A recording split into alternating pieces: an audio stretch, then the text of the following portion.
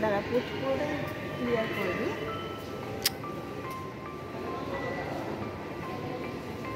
All other station booking ফার্স্টে যাবো, এবার এখানে মেনু আসবে, এখানে আমি নিচেটায় যাবো, লিখবো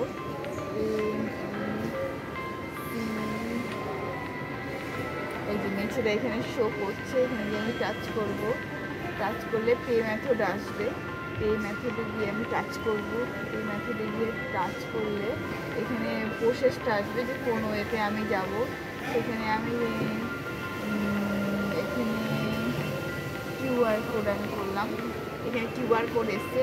এবার আমি যদি মোবাইলে টাচ করে যদি কিউআর কোডটা স্ক্যান করি তাহলেই কিন্তু আমার পে অন হয়ে যাবে। মোবাইলটা তো আমি কিউআর কোডটা স্ক্যান করি, কিউআর কোড স্ক্যান আছে মোবাইলে টাচ করে, তারপরে এখানে স্ক্যান করে এই সঙ্গে সঙ্গে আমার ট্রেনের টিকিট 15 রুপিস চলে এসছে। এটা আমি পে করে দিলে সঙ্গে সঙ্গে আমার এখান থেকে টিকিট বেরোবে।